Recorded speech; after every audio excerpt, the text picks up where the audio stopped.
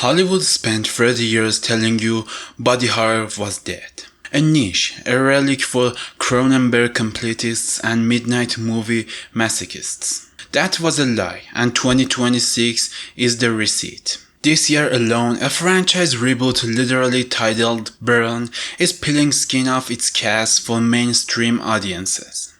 An Oscar-nominated flesh melt turned the 40-year-old actress into the year's most talked about performance. And studios that wouldn't greenlight a gore scene a decade ago are now funding them on purpose. Something changed, and it wasn't the audience's stomach, it was the industry's math.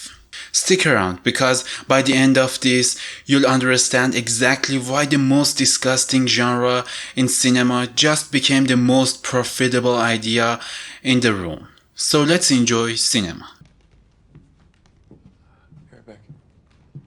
Here is the part nobody at the studio press junkets says out loud. Body horror is cheap panic.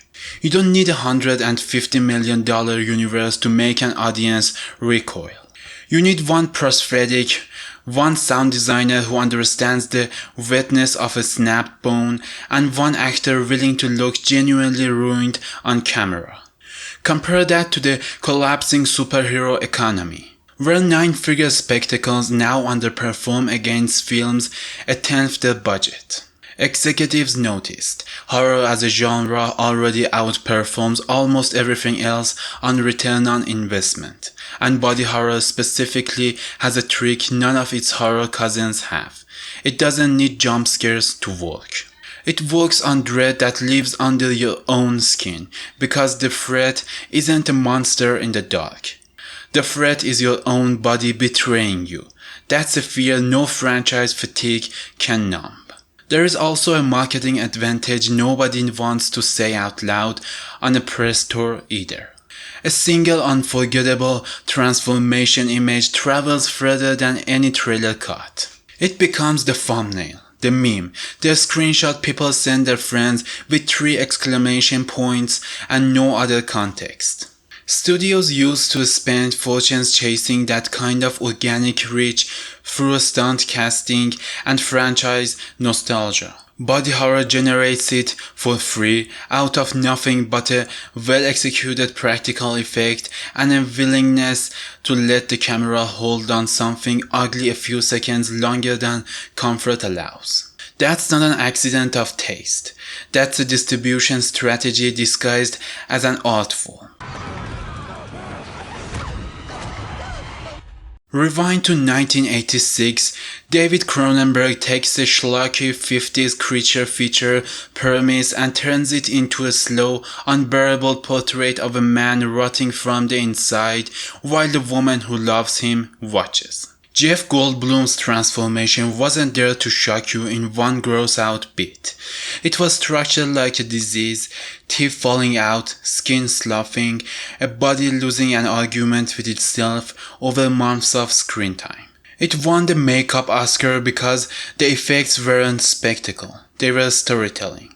And that's the blueprint most modern imitators skip. They chase the fluids and forget the metaphor. Cronenberg wasn't making a movie about a man who turns into an insect. He was making a movie about watching someone you love become unrecognizable, which is exactly the fear that made the film outlast its era instead of dating like the rubber suit monster movies around it. Almost every serious body horror film released since has been graded, whether critics say it outright or not, against that same standard.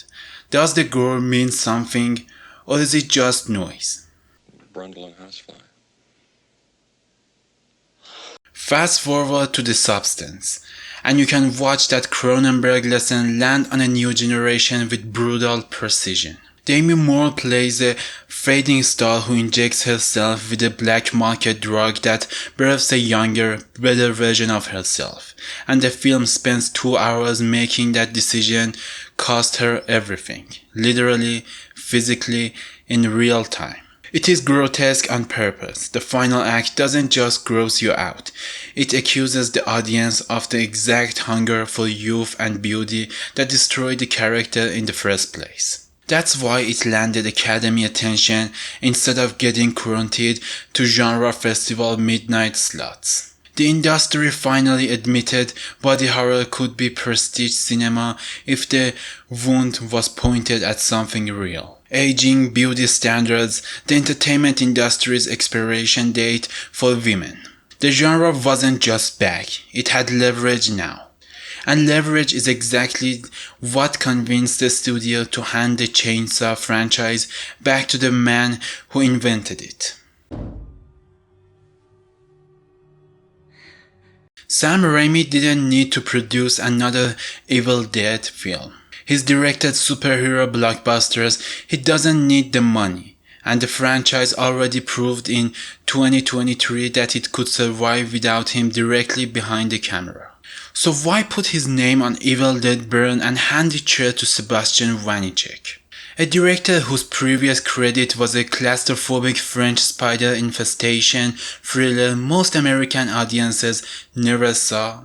Because Raimi understood something the rest of the industry is only now catching up to. Body horror sells harder when it's specific, regional, and unpolished at the edges.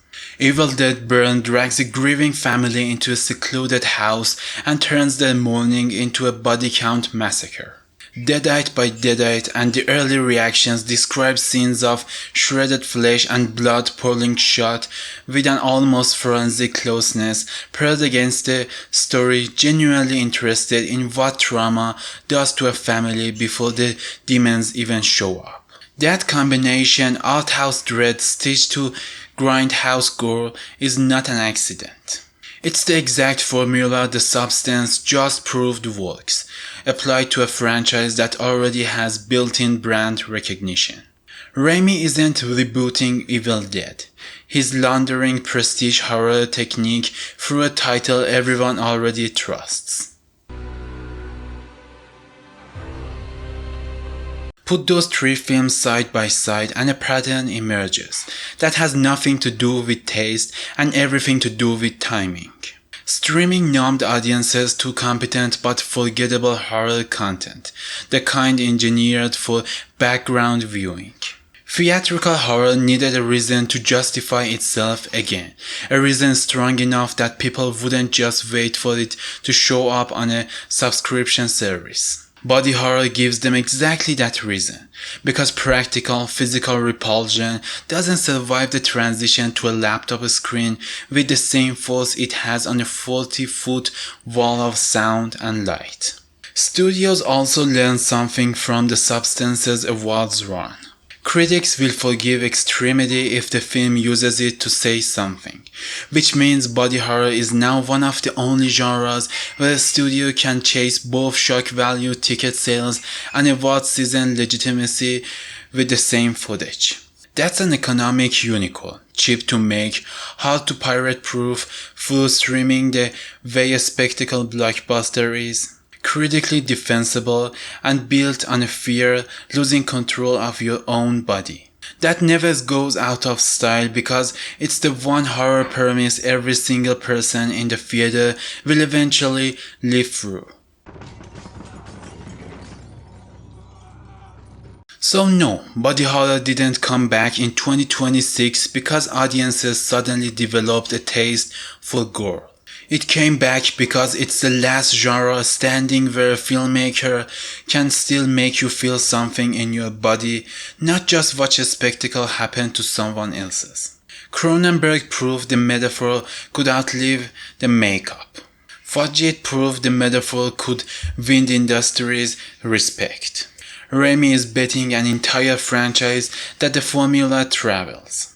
The real question isn't whether Hollywood keeps making these films. The money already answered that. The question is how much further the genre can push before the metaphor collapses under the gore, and audiences stop feeling anything at all except numb. Because that's always how body horror dies, not from too little blood, from too much, with nothing underneath it. Every studio chasing this trend in 2026 is betting they know the difference. History says most of them won't. Until next time, don't forget to enjoy cinema. Have a good day.